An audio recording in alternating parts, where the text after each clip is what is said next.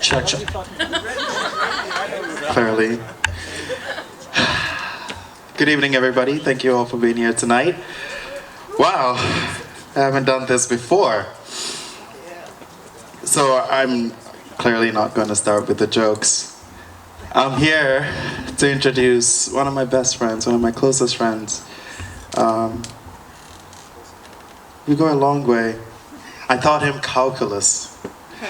And we got drunk one time, and I said I was not gonna do the jokes. Okay.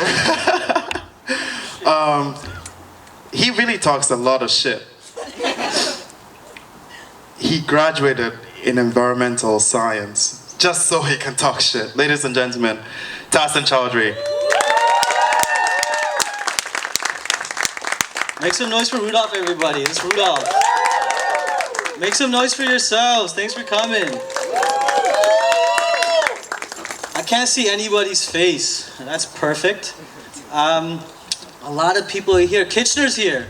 People drove from Kitchener for this. Make some noise from Kitchener. Holy crap. I don't know if they love me or if they're stupid, but they're here. You know what I'm saying? My friend Andres is here. If you look around, he's the only white guy here. I've met a lot of white people in my life, like 4 of them. And he's the only one I've liked who's liked me back. Go down for it! Caleb's also here. It's my friend Caleb. Caleb's pretty thick for an Ethiopian, which I really appreciate. Breaking down all the barriers, you know, fighting all the stereotypes. I like that. Kyle's not here. Kyle is not here, but Farouk is here. My friend Farouk is here. Farouk's Pakistani. Historically, his peoples committed genocide against my peoples, Bangladeshis. So he's here just to pay reparations. He has to support me, otherwise I'll condemn him to hell. COVID. COVID's fucking crazy, eh? COVID's here? COVID's here. Yo, we're in a 4th wave, but you guys are like, fuck that shit. Fuck a 4th wave. I'm gonna come to this comedy show without a mask and nobody brought hand sanitizer. You fucking heathens. COVID was pretty cool though. I didn't mind it. Like I would really get nervous when people would come over and ask for Wi-Fi, but like COVID made it so that wouldn't happen. Like people would come over and ask for Wi-Fi, like, Tahsin, what's the Wi-Fi? I'm like, why? How long are you staying? You know what I'm saying? Like, I didn't like that. COVID was crazy. Like, every social movement the universe has ever seen came out during COVID, right? Like, the Instagram stories were so crazy. They'd be like, Black Lives Matter, Free Palestine, oh no, the indigenous kids, fuck the Taliban, look at my charcuterie board! You know what I'm saying? That shit was crazy. I got into crypto during COVID, which I thought was a good idea. I made a little bit of money, but I still don't believe in crypto. You know what I'm saying? I'm not gonna believe in crypto until homeless people start accepting it. You know what I'm saying? Like, that's when I'll really buy into crypto. I also tried to do Uber, but my driving record's so bad, Uber doesn't trust me to deliver food. You guys are assholes. My name is, for those of you who don't know, my name is Tahsin. When I was 12, I asked my parents what my name meant. They told me good news from God, worst news I got. It's a lot of pressure for a 12-year-old, you know what I'm saying? Good news from God, I didn't like that. I'd spend the next 6 years of my life actively protesting that name definition. When I got to university, I had a lot of more resources available to me, like Google. So I Googled what my name meant, and it means improvement. Tahsin means improvement, which is bullshit. Because all that means is I'll never be good at anything. You know what I'm saying? Like, absolute shit. I've looked at the last 10 years of my life, and there's been no growth. There's been no improvement. I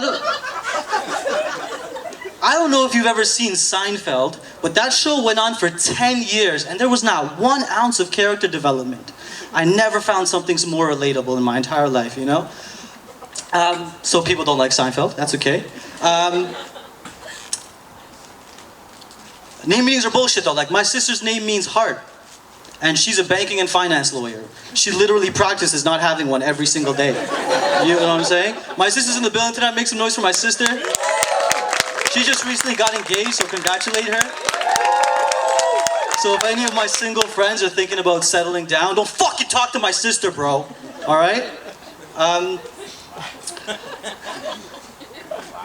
I got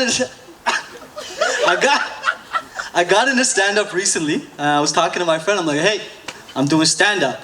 She responded, really? I fucking hate stand-up. I could never fucking do it. I rebutted, really? It's stand-up. Anybody can do it. You just go up there and you stand up. She responded, fuck you, Tahsin, and just rolled away in her wheelchair. Didn't realize how ableist stand-up was. When I was telling my friends I was doing stand-up, they were super supportive, which wasn't very helpful, you know? Like, whoever got anywhere without some doubters, you know what I'm saying? Who the fuck am I supposed to prove wrong with all this faith? I'd be like, yo, I'm doing stand-up. Oh my God, Tahsin, that's so great. I believe, fuck you, Devin. You don't fucking know me, you know? Coincidentally, I don't actually know a Devin, but I imagine if I ever met one, they'd be tremendously supportive. I got into stand-up for a couple of reasons. My therapists, I have two of them, plural, you heard correctly. I grew up playing team sports and double teams were always a good defensive strategy. So I have two therapists. I call them mom and dad. They're not actually my parents, but my therapists think I should start developing positive relationships with these words.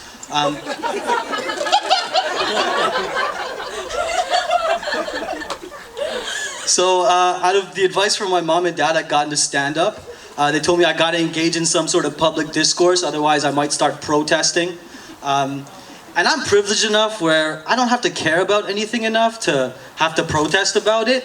You know, like these days, all the protests are about anti-vaxxing and not wearing masks. And I used to be an anti-vaxxer, but they don't let you into the parties after you get your first dose, which is bullshit. You know what I'm saying? I also became a comedian because I really want to be a politician. I figure if I practice enough jokes, eventually I'll become one. Yeah, like there's a lot of transferable skills between being a comedian and being a politician. Like for example, in order to be a comedian, you require no skills, prerequisites, or qualifications. And that transfers right over to being a politician, you know what I'm saying? She gets it, they get it. And I knew I needed to be a politician when I went to Riverdale Park East for the first time in Toronto. I don't know if you've ever been to that park, but it's this huge hill, and it's got this incredible, insane view of these giant cement penis-shaped erections, which have inserted themselves into Mother Earth without consent, mind you. We call it the skyline. And I was dumbfounded at the number of condos in the skyline. Post-construction, pre-construction, new construction, old construction, condos as far as the eyes could see. And I can't afford a single one. You know what I'm saying? That's when I was like, this city needs some change in leadership. We need to elect Tahsin. His name means improvement. Things will get better. Good. We really need a brown person in office though, like not me, because I don't think I'm ready yet, but we really do need a brown person. I feel like I don't react to race situations correctly. You know what I'm saying? Like when black people found out Justin Trudeau did blackface, they were outraged, you know, justifiably so. That's the correct reaction. When I found out Justin Trudeau did brownface, fucking hilarious. You know what I'm saying? That's not the correct reaction. I'm just not ready to be in politics. But Justin Trudeau in blackface could probably still land a high-paying job and afford a downtown condo. Like, that's how much. Justin Trudeau is so tremendously privileged. Like, it's actually crazy, you know what I'm saying? I grew up in Scarborough, so I didn't have as much privilege as blackface Justin Trudeau. But I grew up in Scarborough, and growing up, they told me Scarborough was a hood. And I just never bought it. Like, I grew up in Scarborough. I feel like Scarborough's like hood adjacent. You know what I'm saying? Like, if there's a hood and there's like the outside of the area, outside of the hood, like Scarborough's right in between. Like, we had 2 cars growing up on the front of our driveway and only one got stolen. You know what I'm saying? Like, that's some considerate carjacking. Like, you know these guys came in like, all right, we about to jack this shit. All right, and then there's Lenny in the corner who's been staking out my house for like 3 days. Guys, it's a 2-person family. They got like 3 kids. They got, between the 2 of them, they're working like 4 jobs. You know what I'm saying? Like, yo, is there any way we can cut him a break or something? Fuck, Lenny, you right. Lenny's right. All right, we only gonna take one of these bitches, you know? That's some considerate carjacking, you know what I'm saying? Like, that's Scarborough's like hood adjacent. Like, we got bike lanes filled with white people, you know? And no Whole Foods. Like, if a Whole Foods ever came to Scarborough, I would protest that shit so bad. I would leave my stand-up career and I would protest the shit out of Whole Foods because there's no way in hell they're gonna take away my hood status. You know, I get so much confidence from being in the hood. I love it. I love being from the hood adjacent. I grew up with two parents too, which is also apparently a blessing. I'll tell you, there were some times where I wish I only had one parent. Usually when I was getting my ass beat. Like, my mom would take off her earring. She'd give it to my dad, he'd put it on, they'd fuse together. Like Vegeta from Dragon Ball Z, you know what I'm saying? But like, it wasn't like Vegeta. It was like the Hindu god Durga. They were so coordinated. You know Durga, the god with many arms, no disrespect Hindus, but the god with many arms, like, they were so coordinated with beating my ass. It was like 4 arms connected to one body, you know what I'm saying? That shit was like a choreographed dance, like, like, you look, my mom's cooking up the stir, you know, like, it was crazy. It really was a spiritual experience.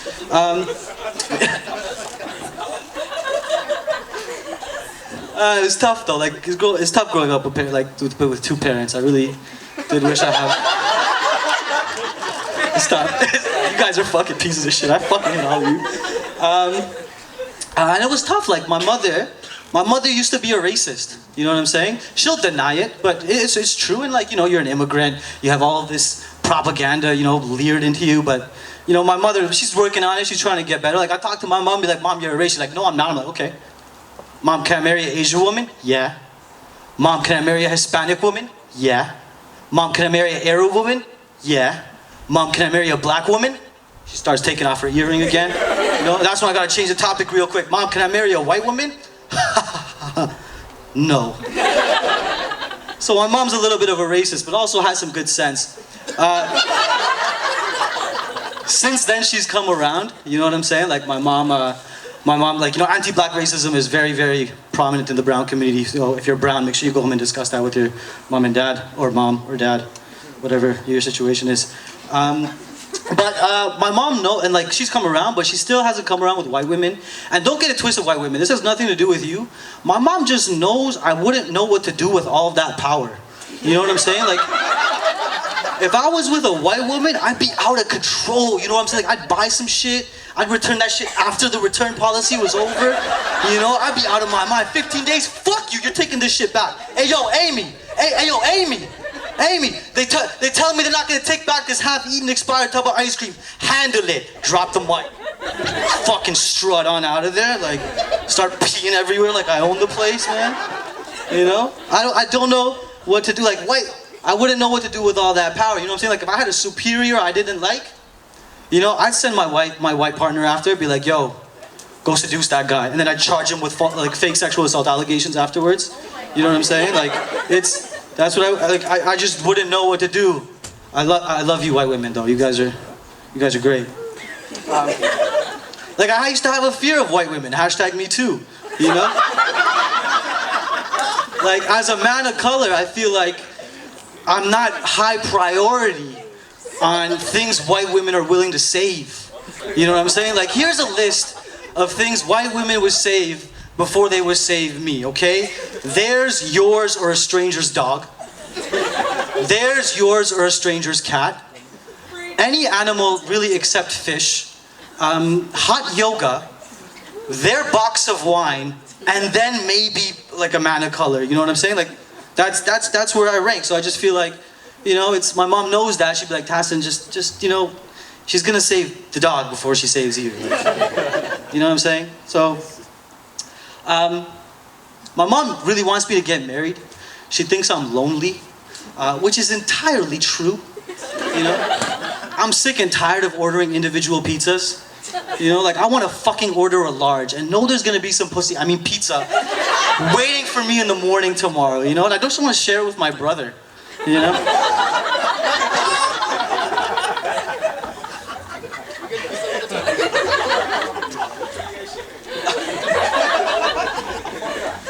but my mom does think I'm lonely. You know, I have to date, because, you know, I don't want to be lonely. I want to order an extra large pizza. I was dating an 18-year-old, and that was okay, but then I got ghosted by the 18-year-old, which was also okay, because at the time when I got ghosted by this 18-year-old, I was only 22. But it's not okay because I was actually 28. I think what had happened was she started to like me, but had lied about her age, because she texted me like 5 months later, and all she said was, "This is okay now." So I think she lied about her age. And I'm like, oh, good looking out. But you know, I'm like 30 now. You know, I'm at this point where, you know, I can't really be fucking around with, like, you know, liars. You know, like, I can't really be fucking around with liars. So dating was tough. I used to date a Palestinian, which there was a lot of conflict with that. I don't know if you know about the whole Palestine-Israel conflict. Once you're with a Palestinian, you're just constantly berated by this information.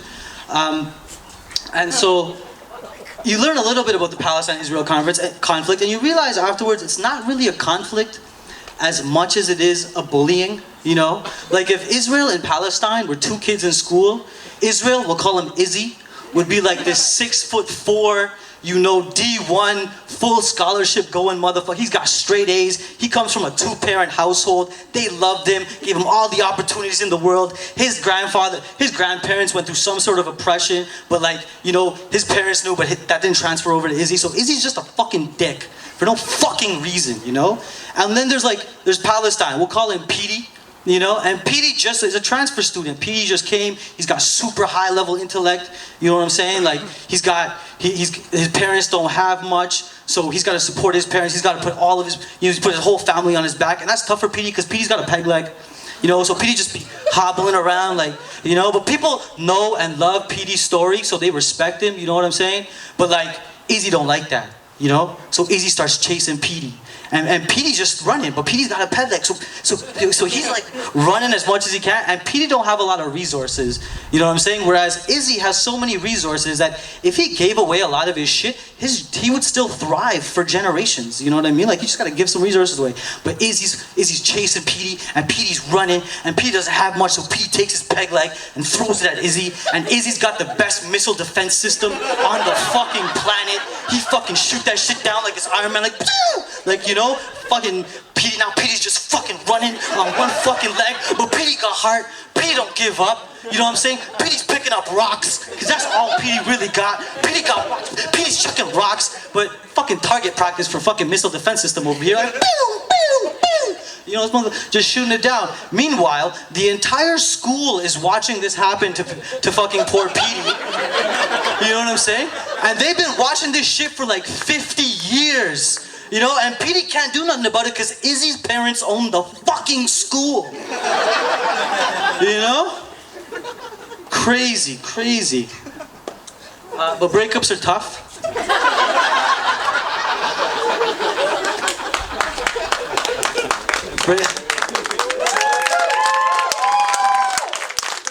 Breakups are tough. Like, once I broke up with this Palestinian person. It was tough. Now I just hope Israel wins, you know? Just kidding. That's a joke. Free Palestine.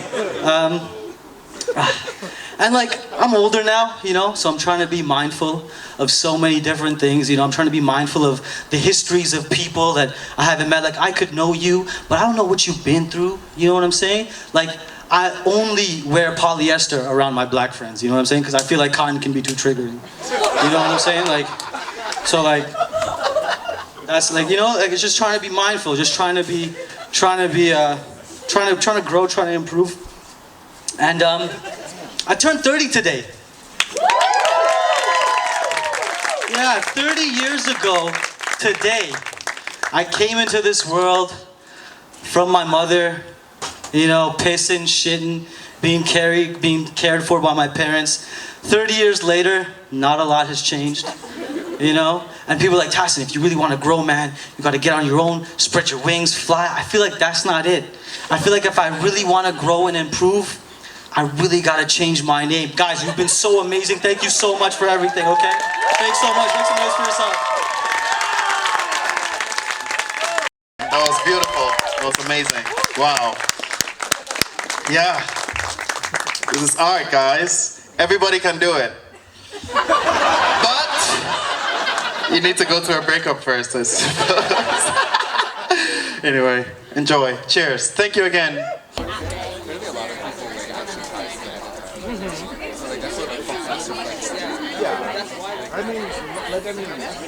He's like, have they actually practiced before they actually go?